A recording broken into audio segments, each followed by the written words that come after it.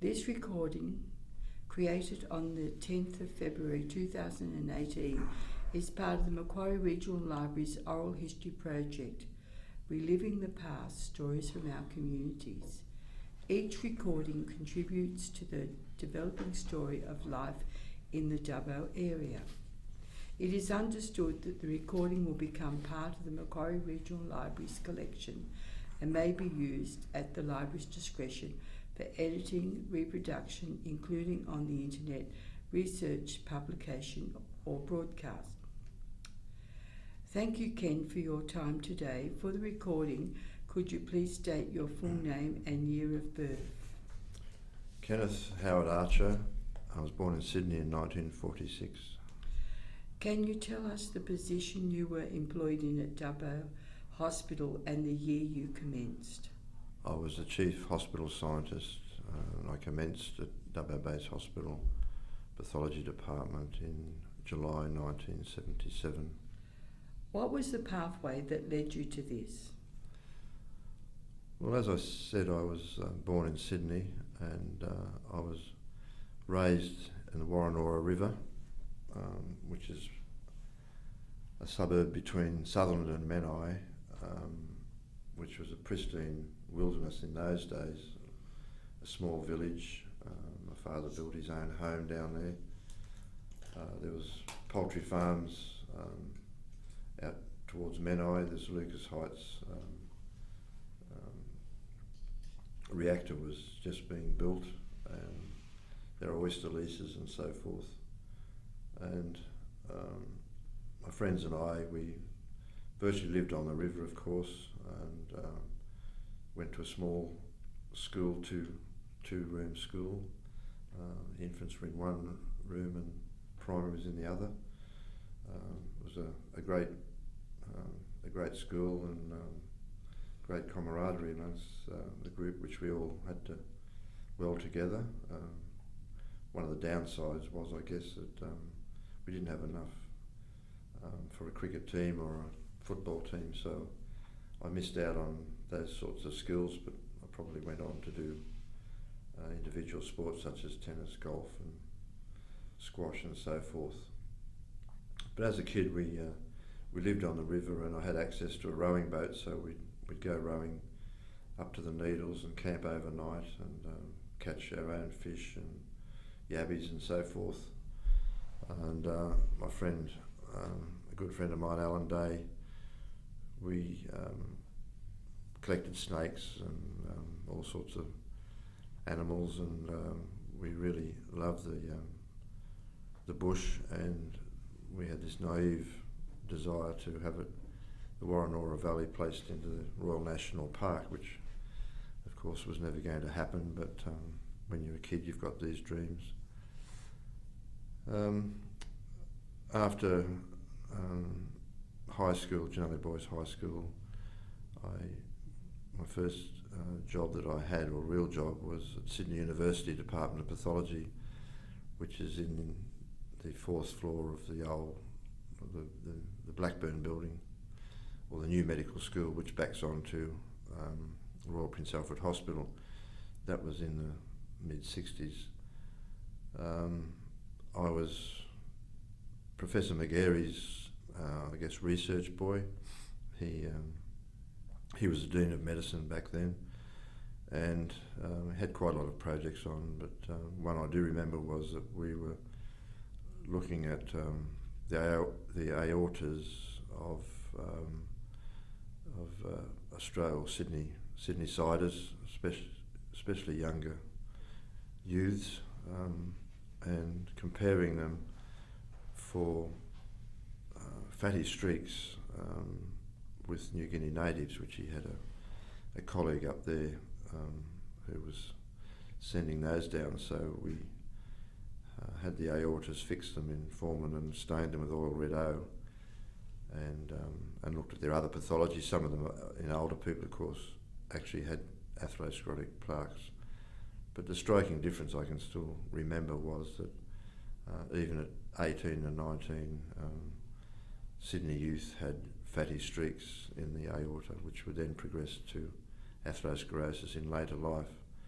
whereas the New Guinea natives were pretty well pristine right through till well into their 50s and 60s.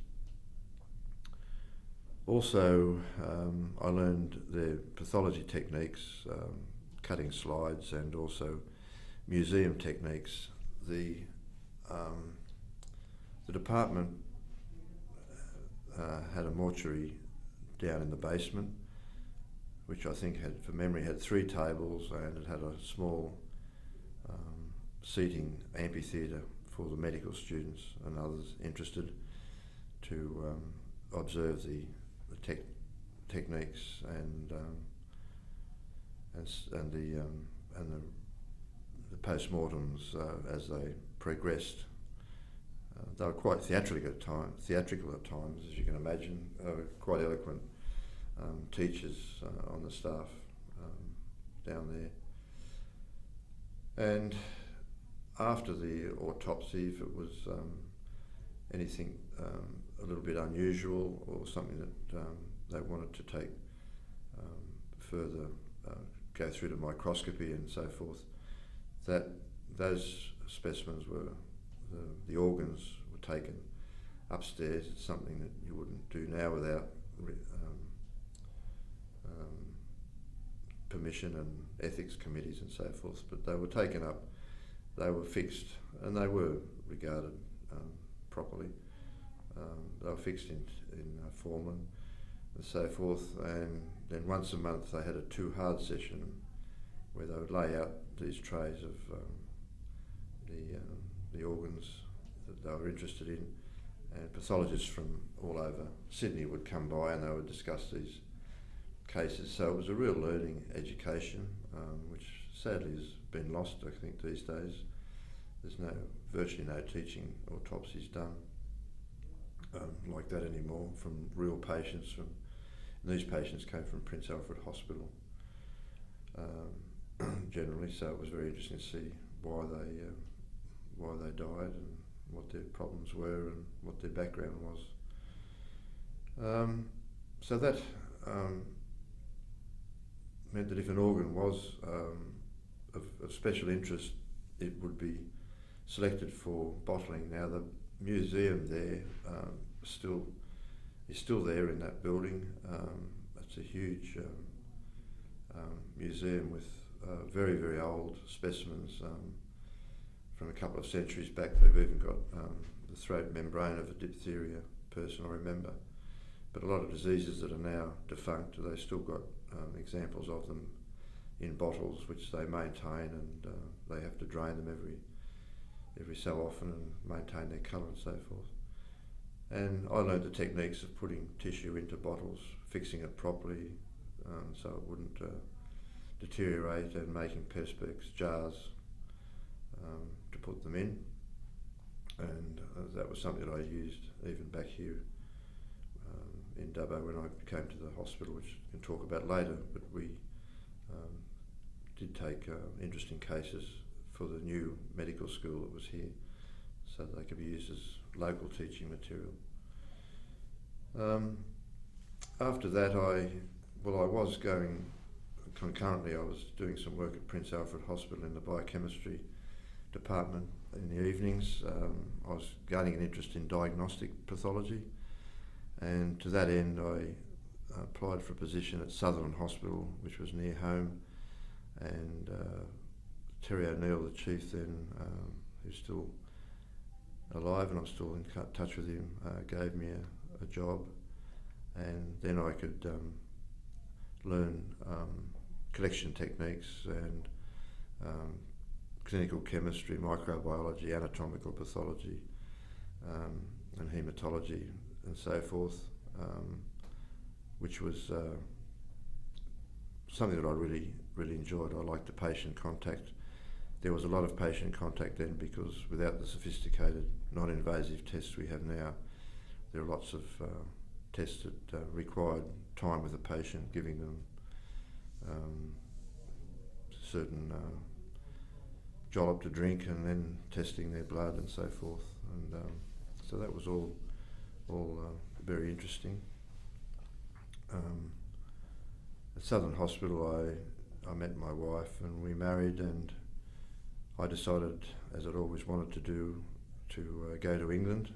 My forebears were from there, and as were Jill's, and I was fortunate enough to get a position at the Radcliffe Infirmary in Oxford under Alistair Hamish Rob Smith, who was a world-renowned expert on lymph node pathology, and even after he retired to his cider orchard in Somerset, he was still getting international specimens and slides sent to him for comment and diagnosis in those rare cases that do occur where they don't fit between the lines.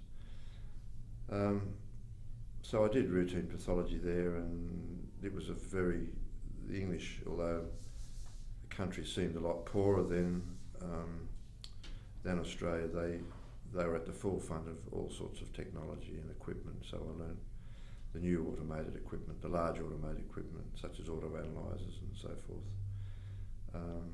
The 60s, the time that we were there, was the swinging 60s with Carnaby Street, and we often, it wasn't difficult to see bands like the Rolling Stones and the Kinks and the Who, and also Oxford tried out a lot of shows first, so we got a lot of ballet would come.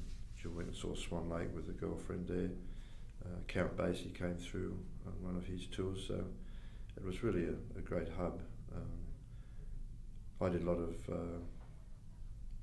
punting and brass rubbing and so forth in the little chapels that are around in the villages. You just pay some money to the poor box and pull up the carpet and rub the brasses of knights and ladies, and then you could look up the history of them, and it was very interesting. If they had a dog at their feet, they died at home. If they had a lion at their feet, they died at battle. And they also reused the brasses. Some of them were cut and they'd turn them over and use them again. And so it was a fascinating thing, and I've still got them at home, and I've got a couple mounted, and which spooks my wife a bit, I must say. However, soon we realised that we weren't, the very poor wages, we were going backwards, and obviously trying to travel and see Europe when we had our holidays and that sort of thing. We decided we just had to come back home. We had a little boy, Larry, and so rural Australia always appealed to me. I'd hitchhiked around a lot as a young guy and worked out on a sheep station on the Darling at Pooncarie, and so I thought Sydney just wasn't an option. Even then it was more expensive. So I got a job at Griffith Base Hospital, which was near Jill's relative in Wagga, and once again set up the anatomical pathology department there when they got a pathologist who could do that, and then moved to Dubbo as a job came up as the chief hospital scientist in charge of the laboratory, and it was closer to Sydney and closer to Brisbane, where Jill comes from. So how many people were employed at that unit in 1977? There was about four scientists, a trainee and a secretary, which was Murray Merriman, who's still alive today in Dubbo. So it was quite a small department. It was completely manual. Everything was done by pipettes and photometers and colorimeters and flame photometers and so forth. However, under an initiative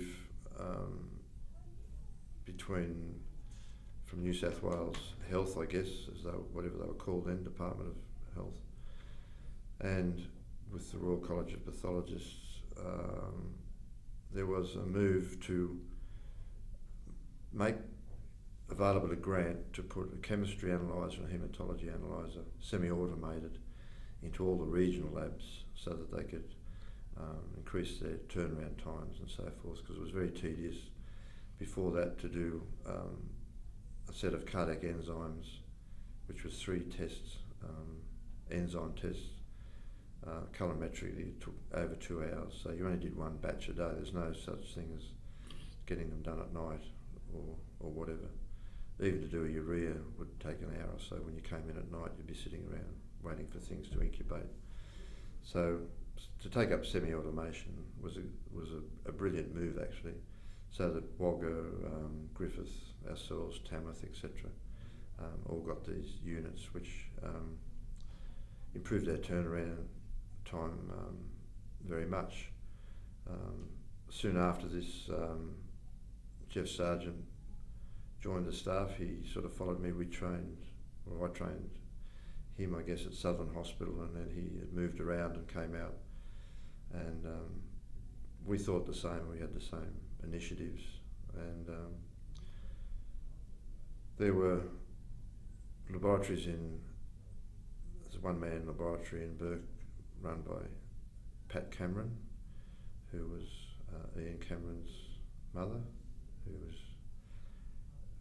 did medicine late and came to Dubbo and was one of those setting up the rural allied health school. Tom Hamilton in Mudgee with Janine Rhodes had a small lab there, and Chris Bowen in Walgett had a small one-man lab. So Jeff and I would go up there often. It was part of our duty, I think, to overlook, to get to know the region, and we saw that they had very old microscopes and equipment. They were very little that they could do properly, very primitive. Pat even had a spirit burner, which is a little burner with a wick which had metho in it to flame the loops for her bacteriology plates.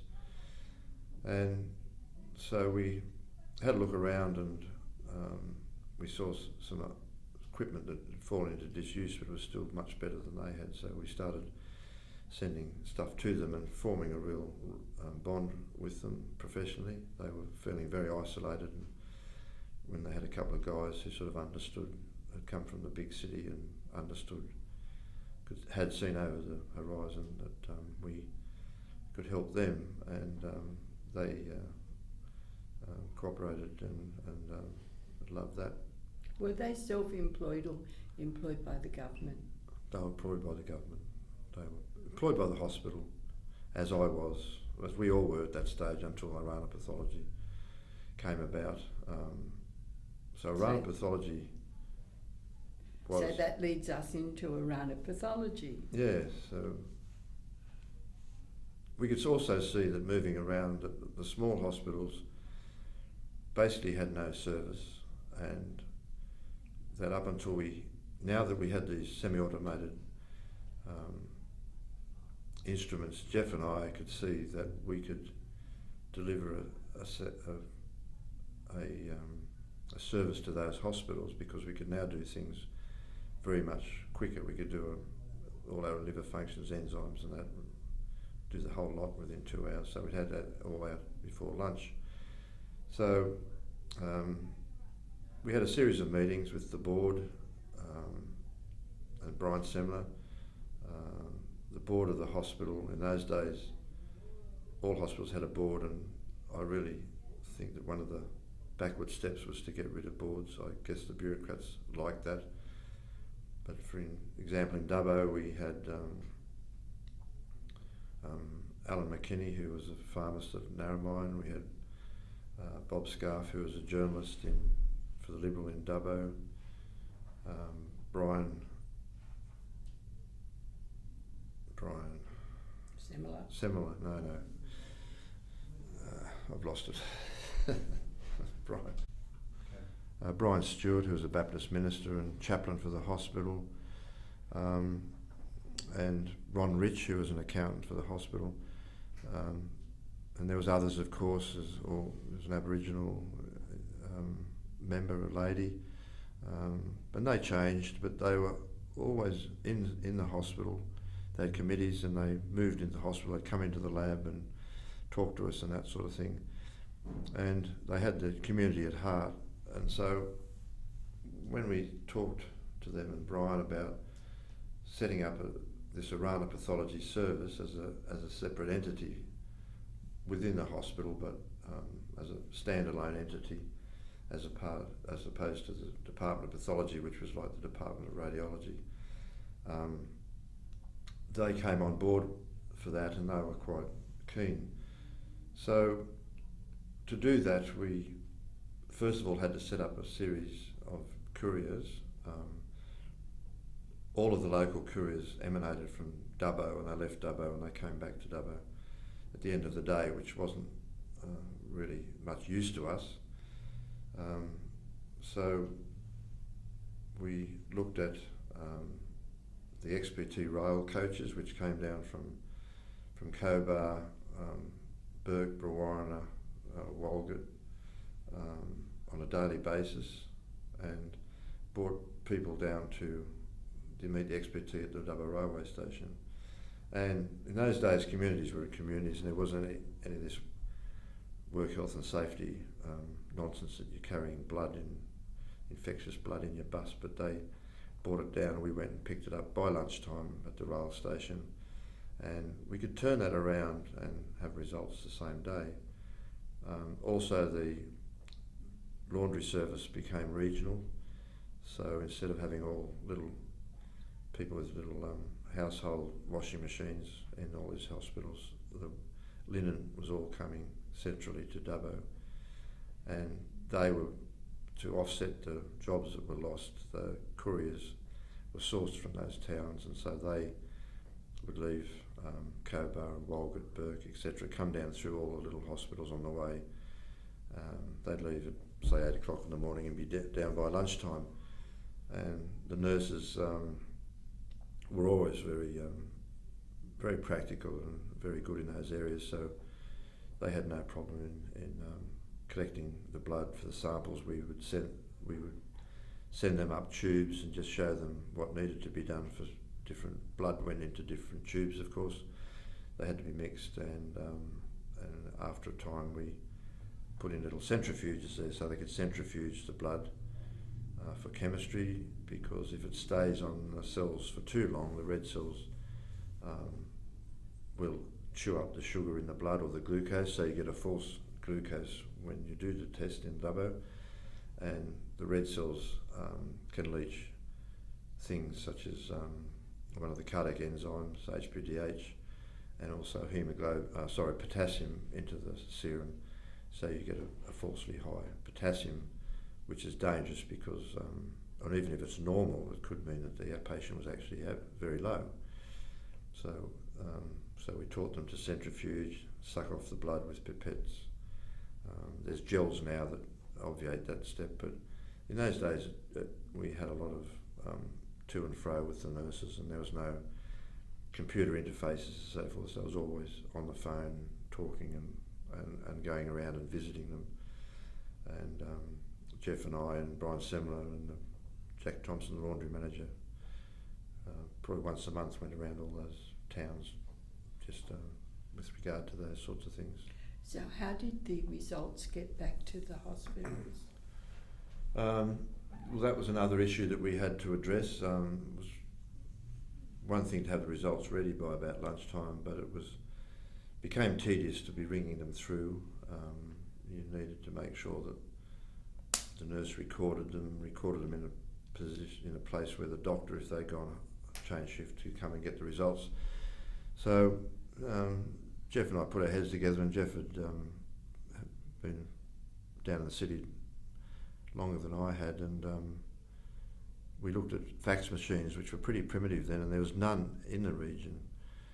And there was a Xerox machine, which we call the old flap machine, which once it, the rotating drum, and once the message had gone through, the paper just flapped around until someone pulled it off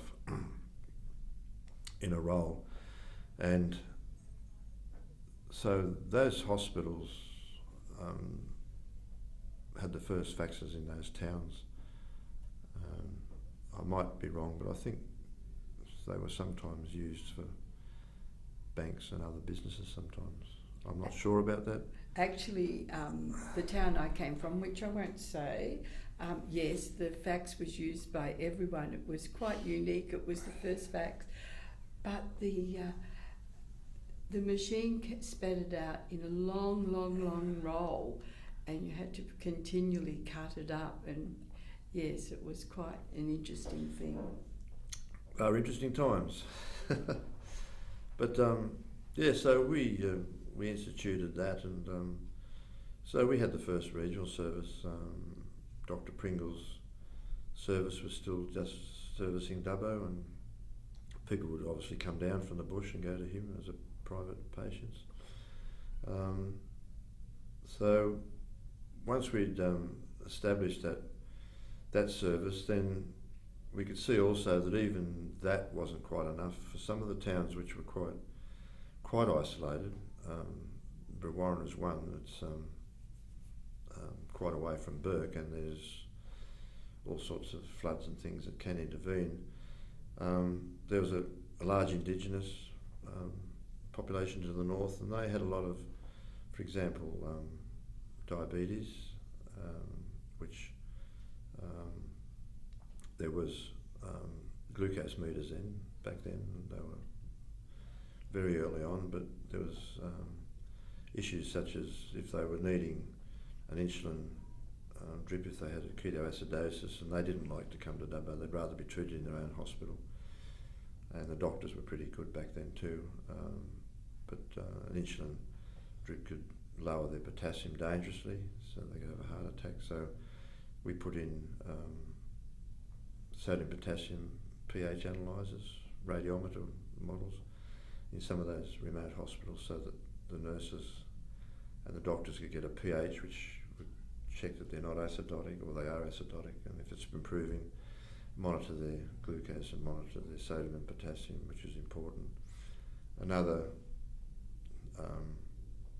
big deficit in pathology, I guess, in regional New South Wales, as it is in metropolitan area, was we had a lot of, not a lot, but we had all, there's obviously car accidents, there's obviously industrial accidents, and there's obstetric emergencies where blood loss was a concern, and it's very difficult to assess blood loss just as to how much is on the floor. It always looks worse than it is. But we found a small Delphi hemoglobinometer which was manufactured in New Zealand, which small battery operated one. You had to actually have a cuvette and an ammonia, water, a certain amount, and you had to put a certain amount of blood into it. It had to be accurate. A drop less or a drop more would give you an incorrect answer. But that machine could work in extremes of heat and even in Antarctica, so it was a very robust little machine. So we put them in a lot of hospitals and trained the nurses. A lot of people said, "Oh, nurses could never do something fiddly and delicate like that," but they could.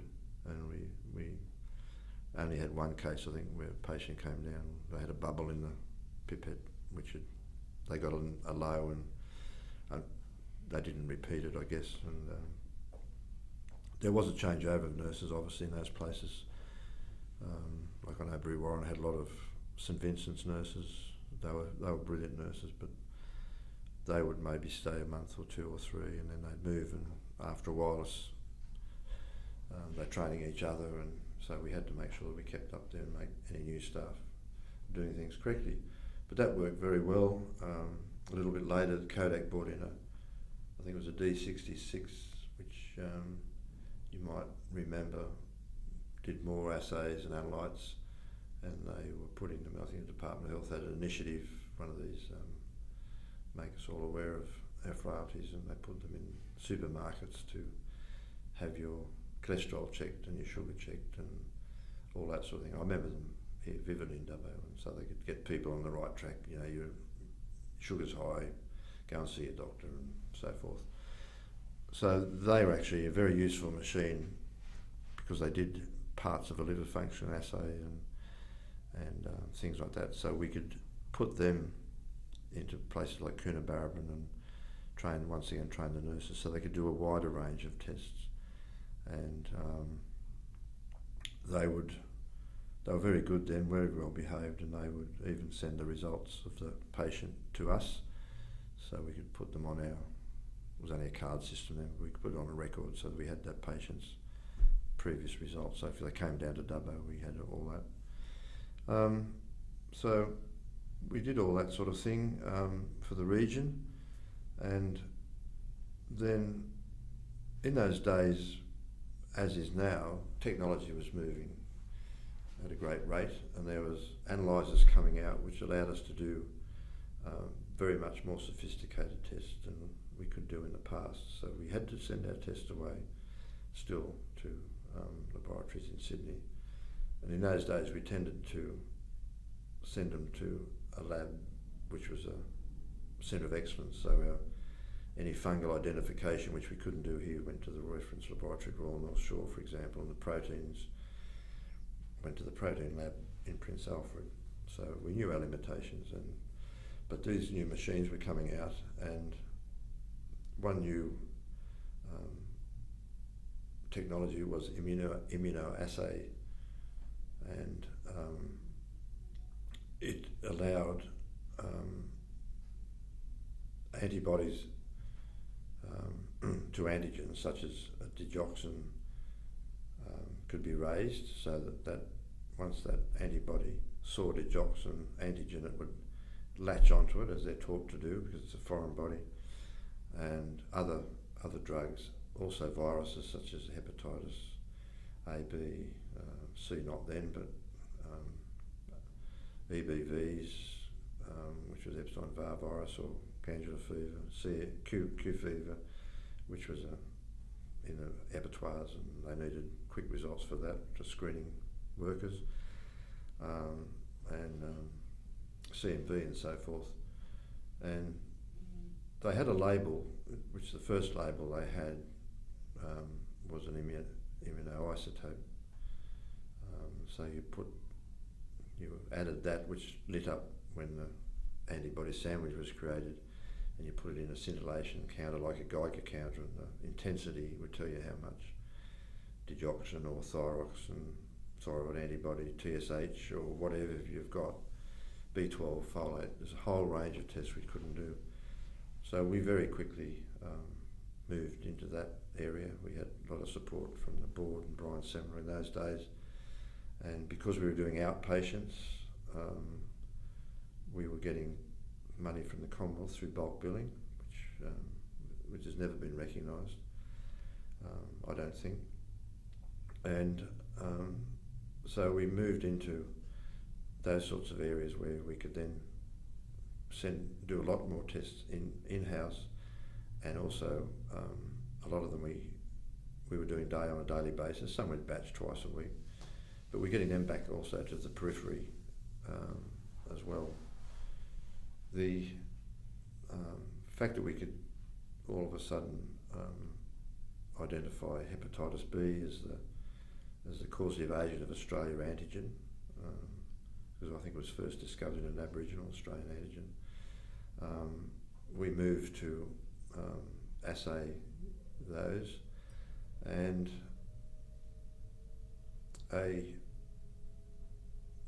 one of the doctors, Dr. David Campbell, who was in charge, or was head of the Department of Health in Dubbo, which was a separate entity, he was very interested in the epidemiology of hepatitis B, because there were allegations, I guess, that it leaked from the Indigenous community into the white community, Caucasian communities. And there are other such claims as well. So we designed a model which was based on Brewarrina, because it had about 50-50 Indigenous workers and white workers. We engaged an Aboriginal liaison officer who worked with the Land Council, Kath Bartley, who sort of went to the community and explained to it what they wanted, because the Aboriginals, understandably, were somewhat nervous about these sorts of things, because often they'd get money and they'd come out to do this study, and the next thing they're studying some other thing which wasn't in their scope of works, as we'd say now. But they got them on side, and so with a generous donation from Abbott Diagnostics, they donated the kits. Jeff and I, Jeff did a lot of the legwork, collected all those people and did the test. Now, the paper was written up in the Australian Journal of Medicine, AMJ, and it showed that in fact the Caucasian, which they all were then, population maintained the same incidence as the blood donor population in say Dubbo. The Aboriginals did have a carrier rate of 19%. However, the preschool kiddies and all that, there was no transmission at that level, which was quite heartening, I think, from us, and that was reported in the Daily Liberal and the Sydney Morning Herald. I've got articles there at home somewhere. So it debunked that theory. Yes, I can vividly remember the hysteria at the preschool with Aboriginal children holding hands with non-Aboriginal children, and your paper was absolutely vital in educating the general public. Yeah, it was. We were quite proud of that. We went on also then to find out when, if there was a transmission, and we collected, this was huge, if you think about it, 6,000, mainly youths up to the age of 16, I think, when they went to high school, where you sort of tend to lose them, across the whole region. Once again, it was a big job. Jeff did a lot of the legwork, and I accompanied him out to places like Dodge City and Brewarra and all that, and then we brought them back to the lab, and it was a huge number of tests that we had to do. And there's several, that was the second paper, and there were several things came from that, and I can't remember all of them now, but there was indications that some of the incidence was to do with the number of people in houses and families, because they live with extended families and so forth. And the incidence didn't really get into the white community until they reached sexual maturity, which is obviously, it is a sexually transmitted disease after all. But it sort of showed that it's a blood-to-blood, basically, contamination. You don't get it from just kissing or drinking from water. It needs to be sharing needles and all of those sorts of things. So it did a lot for the epidemiology of hepatitis B, because before that it was this unknown antigen called Australia antigen. The third paper we did was because of there was another notion that vaccination, which was now available, so that you could vaccinate people to be immune from the disease, would not, the neonates, Aboriginal neonates, would not seroconvert. So we did a number of neonates, I can't remember, something like 200, and we proved in fact that they did seroconvert. And from that came the decision from the boffins that know these things, that all Indigenous neonates should be vaccinated, and that and also any non-Indigenous at-risk mother should have or parents should have their neonate vaccinated as well. So that's still the law, if you like, these days. So it was fairly groundbreaking work for a small little lab, and it was all done in-house. It wasn't sent away. We did the lot in-house, and David Campbell was really great to work with, and he had a statistician who was an epidemiologist. I've just forgotten her name, sadly. She died in New Guinea just recently. Aileen Plant. She did all the statistics. So it was very good work. After that, I'm not sure where we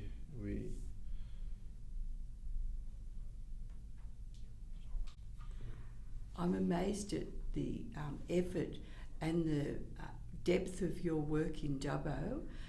And you only had 4 people, but surely the service has expanded by now? Yes, it had. In the background to all of this work that we were doing, we were increasing the staff of the laboratory. In those days, it wasn't easy. We had to put a case to the board. We had a budget we had to stick to, and so we gradually got extra people to take up, because we were doing a lot of extra testing, a lot of extra work, and as I said, some of it was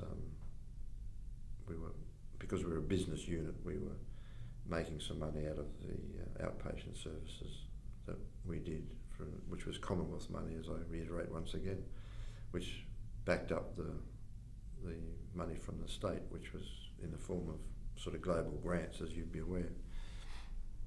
But sort of another, I guess, watershed moment was when Professor Jack Hobbs joined the laboratory in 1996, and he brought with him his wife Margot MacGyver, who was she was quite an exceptional lady. She was a paediatric physician. She was a physician and she was a nephrologist, and she had set up, she'd worked in, as he had, in America, and she came back and she set up renal units down in Melbourne and areas. Worked at the Coast Hospital where they did the first renal transplant, which survived. It was ABO incompatible and survived for 30 odd years or more. So when she came to Dubbo with him, it was 2 for the price of 1, and she very quickly set up the renal dialysis unit. Patients here was a death sentence, basically, unless you could afford home dialysis, which there were a few people around who, one of whom you both know quite well. But she set it up here. She also set up home dialysis and in places as far away as Brewarrina and so forth. But Jack was a real visionary, and together with Jeff and I, he very quickly had expanding notions of expanding the service, and with especially one of his first initiatives was to open up rooms down in Wingewarra Street to collect patients down in the town where it was very difficult. The hospital, there was parking problems. Anyone who's tried to be collected at the hospital, especially if you're on chemotherapy and you've got to walk up, from that railway line up to the laboratory and so forth. And so we opened up and we started at 7 o'clock in the morning so that we could do tradesmen and people who were fasting for their glucose and lipids and so forth, so they could come home and have their breakfast. And he opened it with great fanfare with oysters from Tasmania, where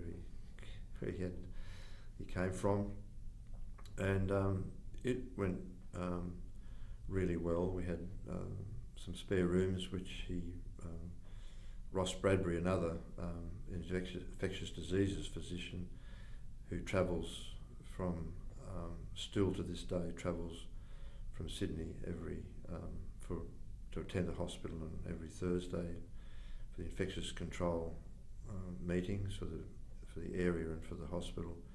He still consults patients. He's an absolute international guru on infectious diseases, and worked at Concord where they had the burns unit and all that sort of thing. So difficult cases here of wound infection and so forth, so he'd go and see in the wards, and he'd also see a lot of patients down in our rooms, so that helped that as well. It was a very more conducive area, get parking and so forth. And Ross is still coming to this day and seeing places. A lovely guy. But we were then receiving a lot of patients coming to us for their blood tests. The doctors, the patient always had the decision to go to where they want to. The doctor can't say you've got to go to, same as a pharmacist, they can't tell which one to go to. So if they decided to come to us, well, that was all well and good. And we had good turnaround times, and we had good support from the local doctors and GPs. But of course, they did remain dedicated to Clive Pringle's practice, which was then sold to Douglas, Hanley and Moyer, and it still is. So we never saw ourselves really in contact with them. We were merely, I suppose, getting our slice of the pie. And we've always worked with them. If we realise that as professionals you need to talk to each other. I'm sure all the vets and that do in town. And so if our machine broke down, they'd run our specimens through till we got a technician up. Same, we'd do that for them. And if there's a test that they didn't do because they did less than us, but they had a very good courier system to the city, and they had mainly well people and not as much urgent stuff as we have in a hospital setting. So we'd help them out and do those urgent tests. If someone's got a paracetamol overdose in their surgery, or we'd do that. So it was always very good. But it did increase our revenue a lot. And as I said, it was Commonwealth money, so we could expand. And we actually, when Jack attracted another two pathologists, Alex Firuzabadi, who's a lovely Persian guy married to an Australian girl who has a property up in Bar Cauldron. He also trained in America, and he was had to retire from Prince Charles in Brisbane, so he was doing locum work. So he came and worked with us he's only just gone back, so he was here for 20 years. And when pathologists were falling over in places like Wagga and Orange and that, as they do, or they went on holidays, well, they'd send it all up to us. And we even did frozen sections in places like Tamworth. From Airlink, wasn't it? Yeah, Airlink, I think it was. We'd charter a plane and go up and do a frozen section in places like that while we're getting all the other stuff coming down, and that increased our revenue. And the odd one could actually, Orange, the guy at Orange at the time, he would actually look after us. So if we had problems, especially in the early days when Jack was on his own, he's doing autopsies as well. Remember, we did autopsies for the whole region. Orange's morgue autopsy room was closed down, condemned, so we were doing them right up to Oxford, to Walgett, all north of the state, and with Colin Cook, who's a warsman, another lovely guy, and we'd turn them around from Walgett. They'd come down, and the contractor would go and have a coffee and go and get his wife's groceries and come back and take the body back on the same day. And sadly now, I don't think that autopsies are done in Dubbo. No, they're not. There's another one of these initiatives that they've got a nice brand new morgue over in Newcastle, which I've actually seen. For a morgue, it's quite exceptional. You know, there's a big open window which looks out onto the trees because it's on a sloping block, and so if the person's on the table, they've got a lovely view of trees, which is exceptional. But that's probably a bit macabre, but that's what it does to you, I guess. But they decided to send all of the north of Orange across to Newcastle, and now it can take up to 6 weeks to get an autopsy in places like Walgett, and that's terrible.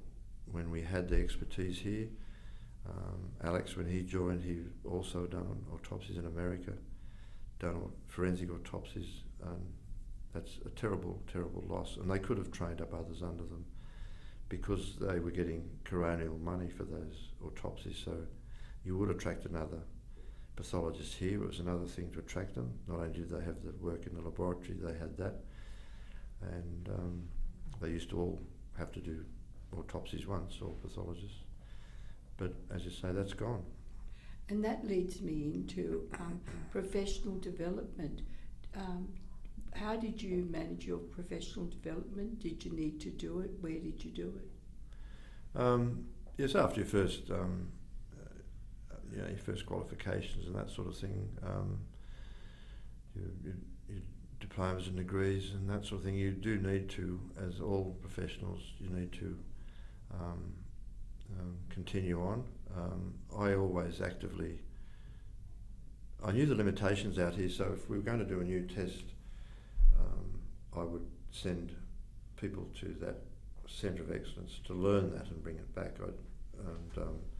So we always did that. I sent all of the staff down to, all the relevant staff down to the Royal Alexandra Hospital for Kids in Camperdown when it was going, to look at how to report blood films in children, because they're different to adults. I know places like Westmead are a bit arrogant in saying, well, they're just little adults, but they're not. So I did that sort of thing, and there's also the nurses which would come in and do in-services with us for their regional stuff. But there's the Australian Institute for Medical Scientists is our professional college. They run conferences and so forth. There's the Royal Australian Academy of Clinical Biochemists, which Jeff was a member of. They do them. And the Australian Society for Microbiology is another society which it also covers other microbiology such as cosmetics and food, as well as medical microbiology. But all of those have conferences, and from that you can claim CME points. And then we did in-house things. Though we would just at morning tea time once a week we'd have an interesting film, a film that we've had, because obviously we're in different departments. Of a night the staff are on doing the whole laboratory, because there's only one person on call in those days, and still much the case. So if you've got an unusual blood problem or an unusual blood film, then it would be kept, and at morning tea time once a week we'd go through that with all the other staff. So they'd say, well, this person came in, and the person who had it on that night would say, came in, I really wasn't sure what to do, and I rang up so-and-so, and then this is it.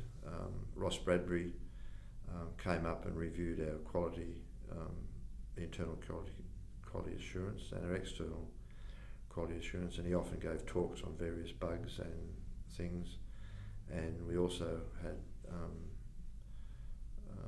a haematologist who came up, and he would also go through some bone marrow cases that he would do bone marrows, and he'd report them, and he'd go through those. So we were very active in keeping people up to date on the patients in the hospital that we came across, but also the external things which you don't see. So that I guess is ongoing. Is there anything else that you'd like to tell us about around a pathology service? Yeah, I guess there is. Going on from continuing education, it needs to be understood that the laboratories need to be NATA accredited.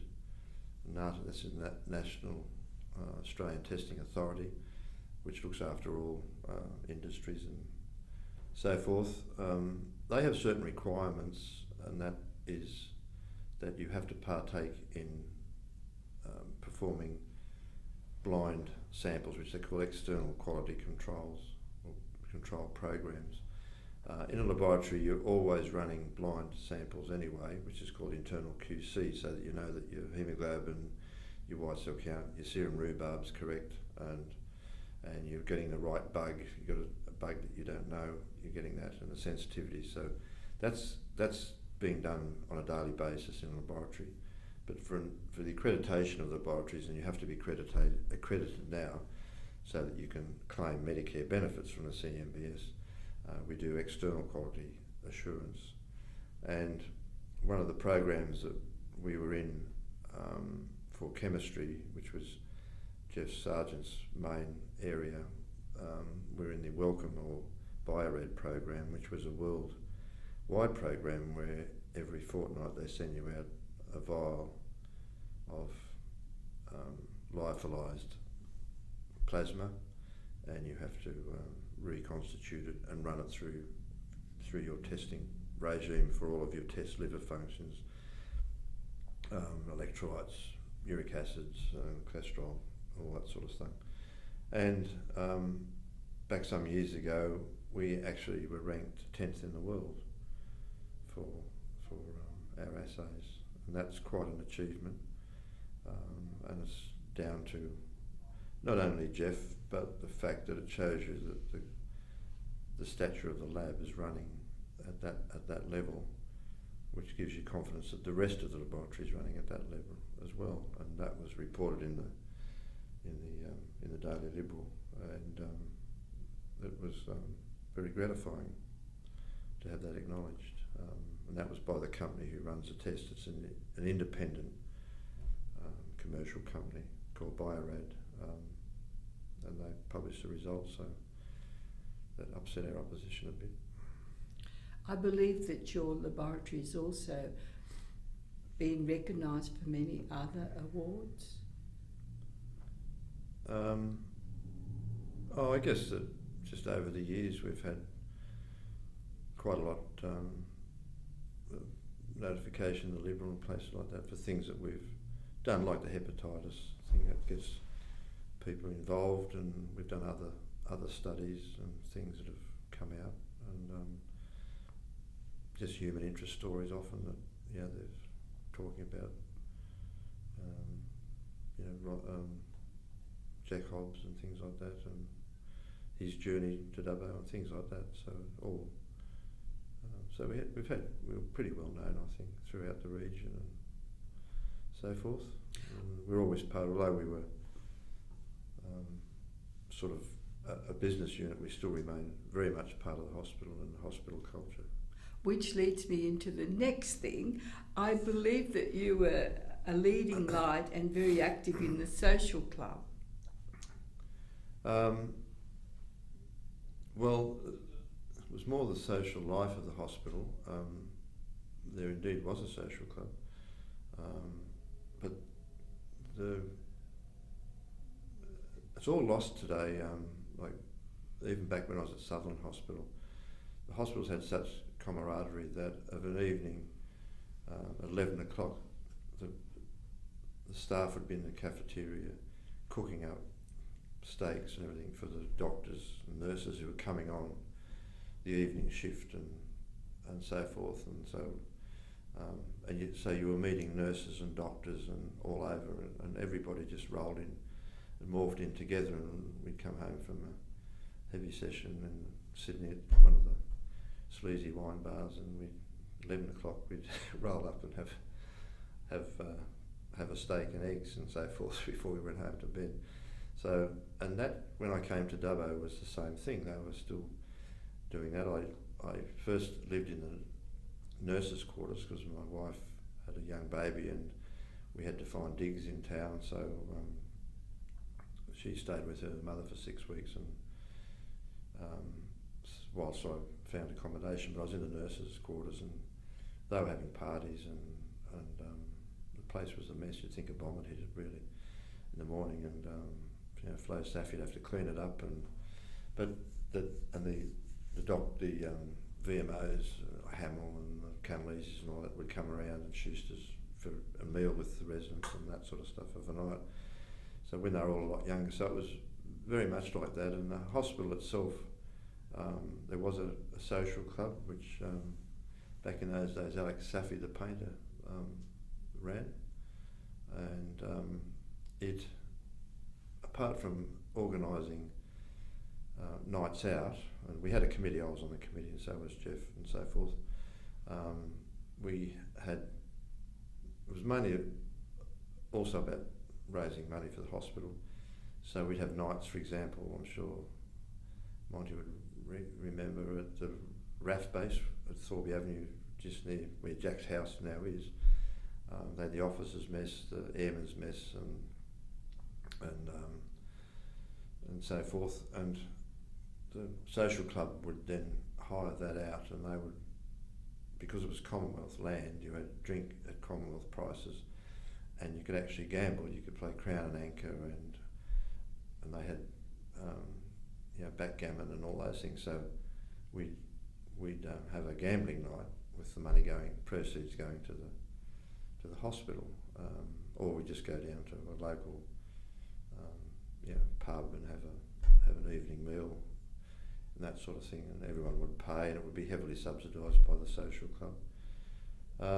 They also ran an offshoot of that, was the ball committee, so they had a ball every year, and that had a different theme, and Christmas party for the kids, which Jeff and I organised.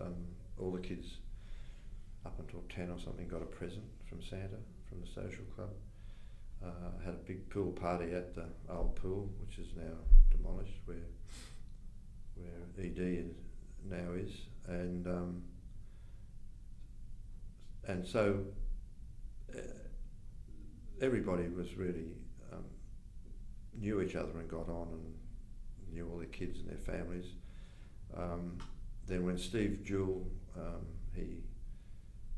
he was here before I was actually, but he was heavily into music, as he was into DATs and all sorts of things, but we had the idea of doing hospital reviews, and they were quite traditional, like Graham Bond from Auntie Jack started off in architecture reviews at Sydney or New South Wales University, for example. So they were quite common in the metropolitan hospitals and university campuses and so forth. And it was fairly amateurish in the beginning. We started off with miming, the nurses all dress up miming songs, and Steve always had the jazz band there, and they were very good. We had good quality. There were some absolutely talented people here. John Gibson was a brilliant singer, the physician. Sandra Gaffney, beautiful voice, she's still here. And then we did skits, and we had the sex clinic, which is a lot of innuendo and so forth, which is an Italian suppository. But that I was bordering on lewd, but you just wouldn't get away with it now. But it was all good, clean fun, really. In the town, we had 600 people each night for Thursday, Friday, Saturday nights. And I know at one stage it was $10 a head. It was in the upstairs at the RSL, and we had a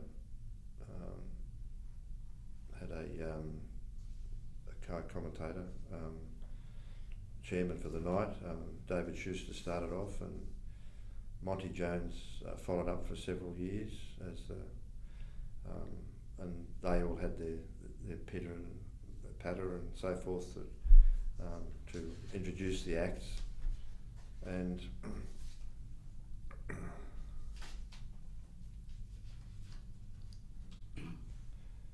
so we had a lot of acts, and they got a lot of people, and they go to a lot of trouble. We'd have the kitchen guys doing grease and things like that, and they really went to a lot of trouble. And the audiences really loved it, and they came from all over.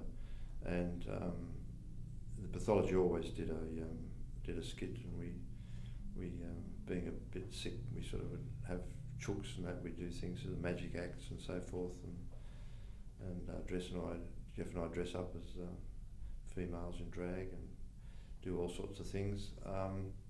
And I think the last act we did was the full Monte, actually, with the guys from the lab. And that behind the scenes was absolutely tremendous. When you see someone like Schuster, who he's up there and his booming voice, and you see him quivering before he goes on, and almost chain smoking, and it's really was it was really great to see them. Everyone was all down together, and it sort of helped, I think, when you had I remember times, tragic nights as well, that we had when there's a boy fell off the tower at Orange and speared his groin, and we'd just been to Dirty Dick's in town, and everyone had quite a few beers, and I had to cross match.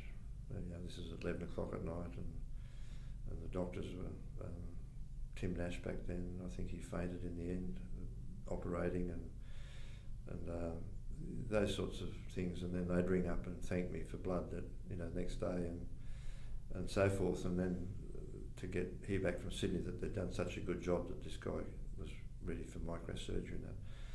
So that when you have something like the review, it brings those sorts of times together, where you've been together as a team in very extenuating circumstances and horrific at times, which anyone in the health service is aware of. So it was really good, and unfortunately, I'm not sure why. I think part of the demise of the social club was, and it raised a lot of money for the hospital, and the hospital reviews, as I said earlier, they had 600 people a night, and at one stage it was $10 a night, and it got higher after that as things went on. That raised a hell of a lot of money, and the props and all that were made by the guys in the workshop and so forth, so there's very little expense. Acts were all free, and it all went back to the hospital.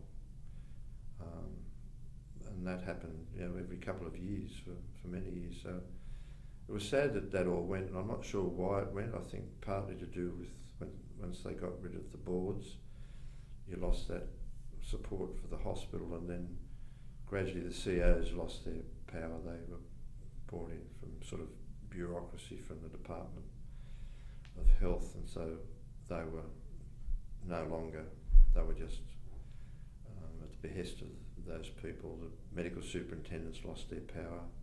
They were just really just in charge of a few doctors under them. So I think that the fabric of the hospitals has fallen down now, so that you can't identify I don't see any sort of camaraderie within the hospital as it was then. I know there are instances of it still where various things happen, but sadly that's all sort of gone. It's been gone for quite a lot of years. There's no social club, there's no Christmas party. So Ken, when did you decide to retire? I retired in the end of 2012, and I was a year longer than I needed to, but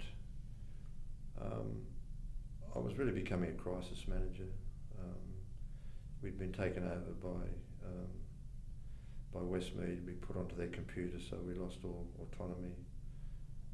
Everything had to go through recruiting, and then the computer was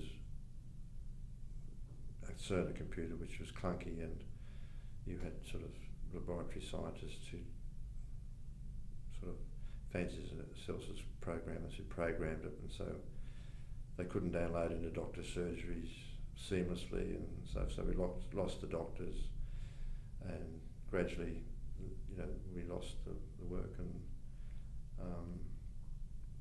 we had a Cerner at Westmead. Prince Alfred had a Cerner, and North Shore had a Cerner, and none of them talked to each other.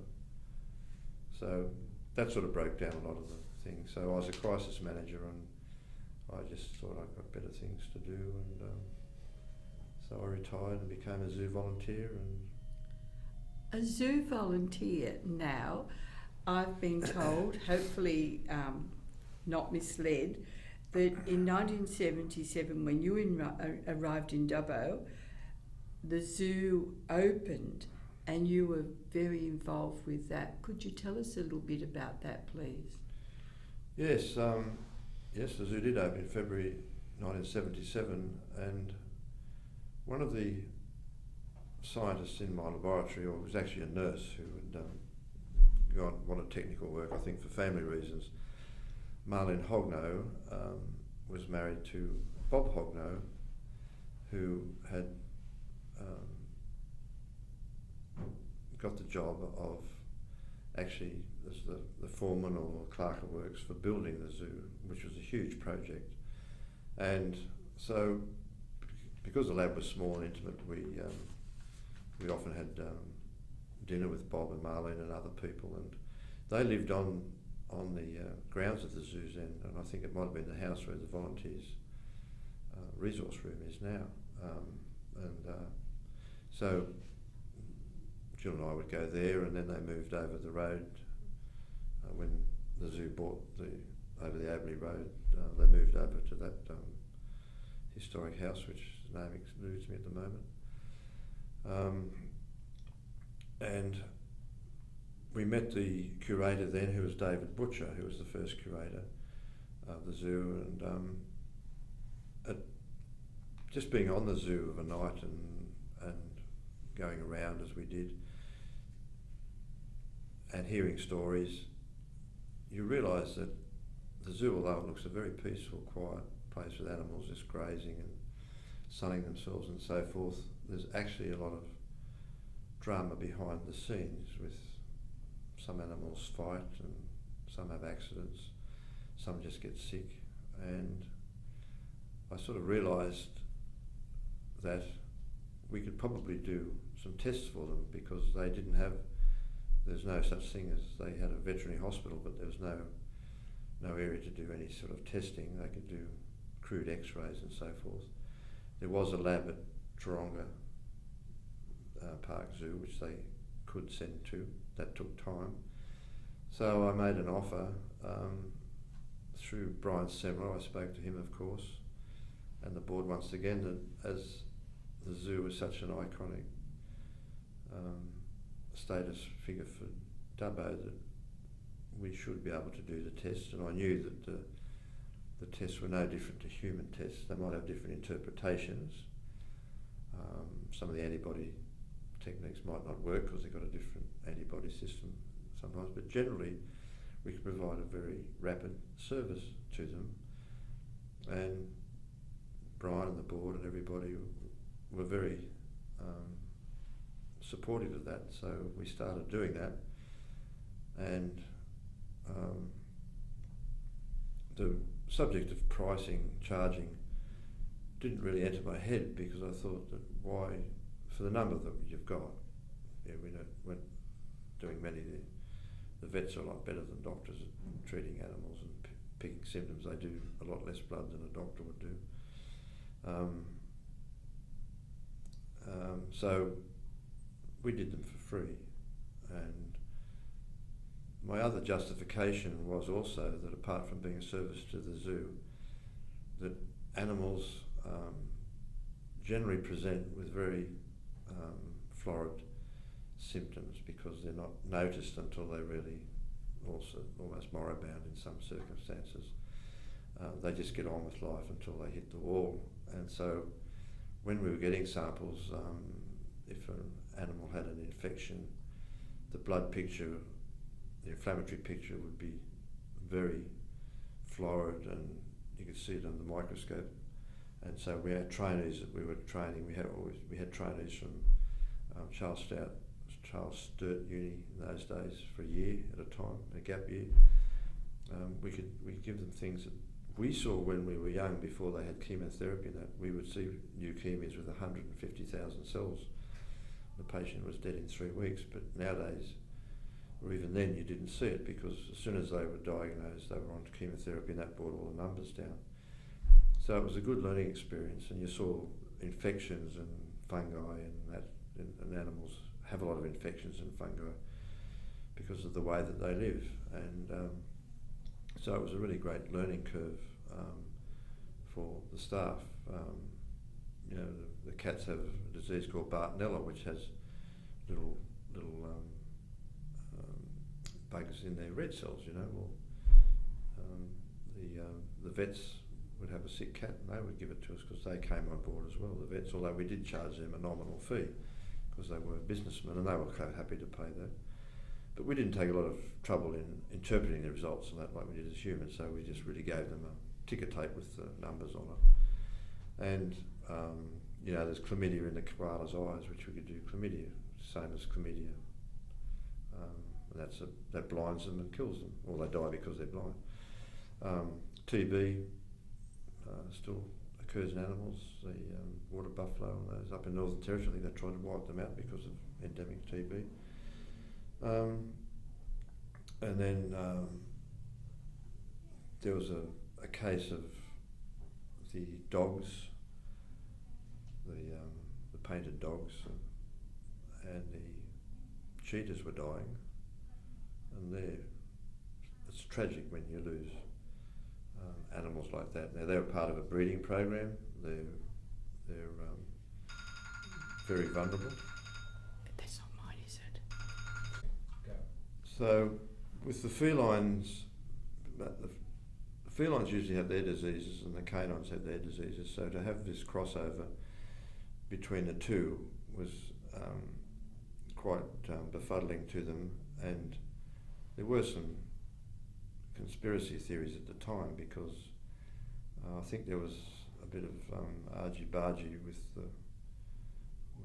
between the curators, but I'm not sure about that. But one of the things that came up was that being an old rifle range during the army, which is what the zoo was, they might have come across some ordnance, and there was a question of lead poisoning. So they collected blood and sent it to us, and we actually sent it off because we didn't do lead, heavy metal.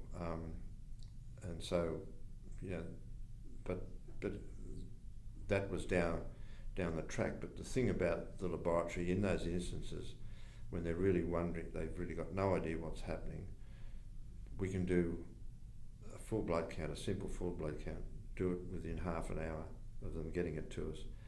And you can tell them, is it infective or not, because animals have a lot of infection. So if you've got high white cell count, you can say this animal's got an infection or it hasn't got an infection, therefore you've got to go down another track. So that was the big thing for the vets and at the zoo and around the town, that they could get instant sort of results to put them in the right track. And then if they wanted to send more sophisticated vet type tests away, they can to their third parties in Sydney and so forth. Like the racehorse industry's got their own big vet set up. Things like the rhinos, they lost a couple of rhinos early on, and we did some preliminary tests with them. After they'd lost a couple, we did some preliminary tests before they died, and they weren't infection, that sort of stuff. And when they looked further, they found that the rhinos who eat browse, when they come to Dubbo, they don't have enough browse, there's not enough branches and trees, but they do have them, as you know, they harvest them around the zoo, take the tops out of the trees for them, but they're fed basically a horse diet. So they've got in the shed there, you'll see the huge bales of hay and so forth, and that hasn't got enough tannin in their diet to alleviate this build-up of iron that they have. So we did some iron studies on them, and we found that they actually had hemochromatosis. So now they can add tannins and so forth to their diet, so they're aware of that, and they haven't lost any since. So we found it fascinating, and after a few years, Bob Hogno, he said, "You guys, you do this for nothing," he said, and I said, "Look, we're happy to do it, it's education," and the staff loved it. But anyway, he organised for us to have 3 passes. So the staff, we kept it for the staff, and they could use them the weekend to go. So that further brought the staff on, because sometimes they bring it in of a Sunday afternoon, and you think, I just want to get out of here, and they want, you got this, Duncan would come in, so mate, sorry, could you do this? And you'd do it, and you'd phone him up because the staff knew that, they can go to the zoo. So, that was all good, and we learnt a lot. Our pathologists, Jack and Alex, sometimes would be called in to go to an autopsy with the vets. The zoo autopsies all animals, even the ones brought in by road killing or road deaths and injuries and that sort of stuff. So sometimes they'd get Jack and Alex down, because they had seen things, and it's interesting to hear them talk and say, well, in the humans you've got this happens in the aorta and so and so, and oh yeah, well that, you know, and so it was just such a great union between us all, and once again that's still going, but after I left, some director of Westmead decided to stop all vet work in Dubbo, including the zoo, because the pathologists weren't veterinary pathologists and we shouldn't be doing animal work, and he just lowered the boom like that. And I'd retired then, and I heard about it. I went out and saw David Blight at the zoo, and he was absolutely mortified. He said, we just need that service. And so I said, well, we talked to Jack, and I said, well, you're going to have to, you're down a bit low, because they're not, the vets now aren't curators, you know, they're under the directors and all that, just like everyone else is now. But I said, you need to raise this through your hierarchy to the upper limits. And Gillian Skinner, the Liberal Minister for Health at the time, her electorate is in Mossman, where Taronga Park Zoo is. So they raised it to her, and she absolutely went ballistic and dropped on this guy, and he came out to Jack with his tail between his legs and said, oh Jack, you've got to do these animals, they're very expensive animals. And Jack said, well, you wrote the letter. And the point was that when you lose a rhino or a cheetah, they're worth, you can't put a price on them. They're part of a breeding program. They're all microchipped. Their whole history, unless they're wild caught, is all documented. All the rhinos is documented from Zimbabwe, all the stock, so that if they want to put two together out here, they need to have it cleared that they're widening the gene pool and all that sort of thing. So to lose one of those animals just through this, and so they did that, but then of course they put a price on it, and originally they, with their silly computer, sent out the work that they'd done at human cost, which they didn't have a budget for, you know, and so I had to intervene again to say, well look, it's got to be just a nominal thing if you're going to charge anything. But that stopped them doing widespread screening. They used to bring in all the EG, all the eastern grey kangaroos and with their tag numbers, and we just put them all through once a year, and the echidnas and koalas and that sort of thing. But that sort of handicapped that because just of money, and it's of no benefit, and it's very sad. So I guess that's part of the reason I didn't leave for that reason, but it's gone on to those sorts of things that were happening, which I just thought I can't make a difference any longer. Well, on that note, unless you have something else to tell us, I think we'll end. I think that Dubbo... Well, on a bright note, I can say I've had a very enjoyable career and magnificent life, and with my family and so forth, and I really think that Dubbo's been a great part of that, and the laboratory's been a great part of that, and the camaraderie and the people that I still know around Dubbo, and that has been part of it, so I don't have any regrets. No. Thank you. Your story will form part of the Macquarie Regional Library's Oral History Project. This interview was conducted by Barbara O'Brien. Thank you very